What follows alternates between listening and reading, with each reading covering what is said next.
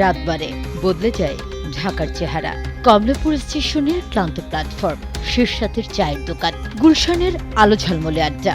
শহর আলাদা, মানুষ আলাদা। নিকোটিন একই, শহর ঘুমায়, নিকোটিন ঘুমায় না।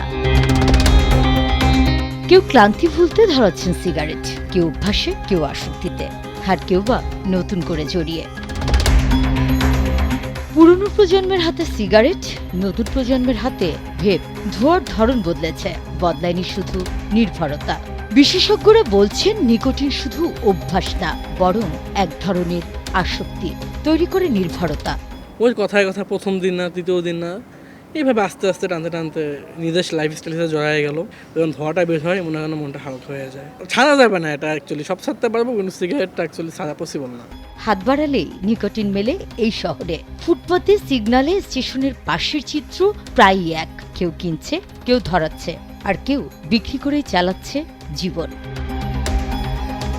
তামাকের প্রচলিত আইনকে বৃদ্ধাঙ্গুলি দেখিয়ে বিদ্যালয়ের কয়েক গজের মধ্যে মিলছে তামাকজাত পণ্য। শিশুদের চোখের সমান উচ্চতায় রাখা হচ্ছে সিগারেট।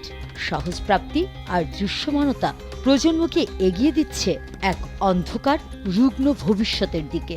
শঙ্কা এ বিশেষজ্ঞের। এই যে ক্যান্সার, আজকে যে মানুষ মারা যাচ্ছে কিসে? রাষ্ট্রেরও ক্ষতি হচ্ছে, কারণ রাষ্ট্র এটার জন্য স্বাস্থ্য খরচের একটা জায়গায় যেতে হচ্ছে। তরুণ প্রজন্মকে তামাক আসক্তি থেকে মুক্ত করা দরকার। গবেষণা বলছে দেশে তামাক ব্যবহারে স্বাস্থ্য, পরিবেশ আর উৎপাদনশীলতায় ক্ষতির পরিমাণ বছরে প্রায় ৮৭,০০০ কোটি টাকা। বেশি ক্ষতি স্বাস্থ্য খাতে, প্রায় ৭৩,০০০ কোটি টাকা।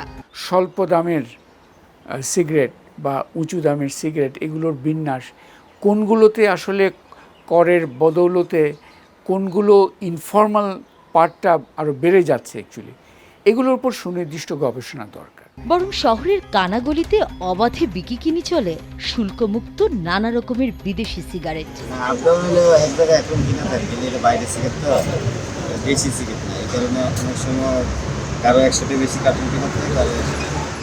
স্বাস্থ্য ঝুঁকি জানা, সতর্ক বার্তাও আছে, তবু কমছে না ব্যবহার।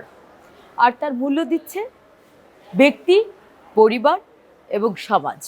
সব ধোয়া বাতাসে মিশে যায় না, কিছু জমে ফুসফুসে। অজানা রোগ গোপনে ঘাঁটি বাঁধে। আমরা রোগী প্রায় দুই ধরনেরই। লাং ক্যান্সার তো অবশ্যই আছে, পাশাপাশি সিওপিডি জনিত কিছু সমস্যা নিয়ে রোগী আসে। যে লাং ট্রান্সপ্লান্ট, যেটা আসলে খুব ব্যয়বহুল, ঝুঁকিপূর্ণ, এবং এটা বাংলাদেশে এখনও শুরু হয়নি। নতুন ভোর আসে, কিন্তু থামে না আসক্তির চক্র। আর তার মূল্য দেয় মানুষ, পরিবার, দেশ। সুবনা সুমি, দেশ টিভি, ঢাকা।